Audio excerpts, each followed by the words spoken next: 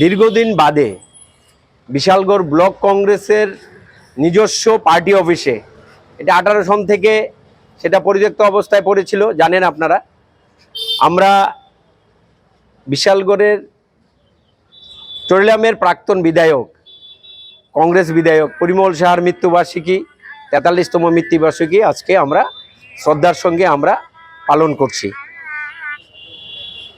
সেই কারণে আজকে আমাদের নেতৃত্ব এবং কর্মকর্তা সবাই আজকে পার্টি অফিসে জড়ো হয়েছেন এবং পরিমল সাহার ভাবাদর্শকে আমরা এগিয়ে নিয়ে যাওয়ার জন্য আমরা ওনাকে আজকে শ্রদ্ধা জ্ঞাপন করছি এবং ওনার শহীদ বেদিতে আজকে আমরা এখানে পুষ্পার্ঘ্য অর্পণ করলাম এবং ওনার সমাধিস্থলে যাব আমরা সবাই, সেখানে গিয়ে আমরা মাল্যদান করব এবং ওনার ভাবাদর্শকে অনুপ্রাণিত করার জন্য সমস্ত বিশালগড়বাসীর কাছে আমরা আবেদন রাখব।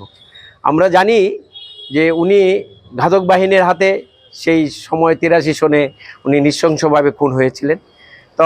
তবে উনার ভাবাদর্শ মুছে যায়নি, উনার চিন্তাভাবনা মুছে যায়নি। সেইভাবে সারা ভারতবর্ষেই এই সকল বলিদানের মাধ্যমে কংগ্রেসকে উজ্জীবিত করে রাখার জন্য সে অনেক শহীদ আমাদের আত্মবলিদান দিয়ে গেছেন। সেখানে অনেকেরই সেই আত্মবলিদানের ইতিহাস নেই, কিন্তু আমাদের আত্মবলিদানের ইতিহাসের মাধ্যমে কংগ্রেসকে আমরা সুপ্রতিষ্ঠিত করতে চাই, ওনার ভাবাদর্শকে আমরা এগিয়ে নিয়ে যেতে চাই।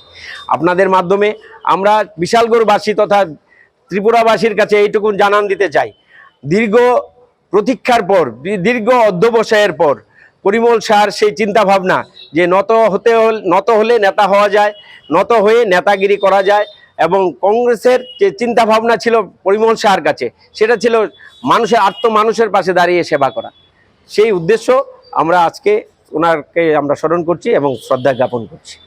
দীর্ঘদিন আপনাদের এই পার্টি অফিসটা বন্ধ ছিল, আজকে খুললেন, কি বার্তা থাকবে যারা বিশালগড়ে আপনাদের কংগ্রেস কর্মী আছে? অ্যাকচুয়ালি আমরা এটা খোলার পেছনে আপনাদেরও জানা, কারণ আমরা দীর্ঘ অনেক বছর এটাকে অগ্নিসংযোগের মাধ্যমে কিছু দুষ্কৃতকারী অগ্নিসংযোগের মাধ্যমে এটাকে ধ্বংস বা ডেস্ট্রয় করার যে অপপ্রয়াস নিয়েছিল, সেটাকে ধ্বংস করতে পারে, একটা সম্পদকে ধ্বংস করতে পারে কিন্তু একটা মানুষের ভাবাবেগকে ধ্বংস করতে পারে না। বিশালগড়বাসী সেই কংগ্রেসের সাথে, কংগ্রেসের ভাবাদর্শের সাথে একদম একাত্ম।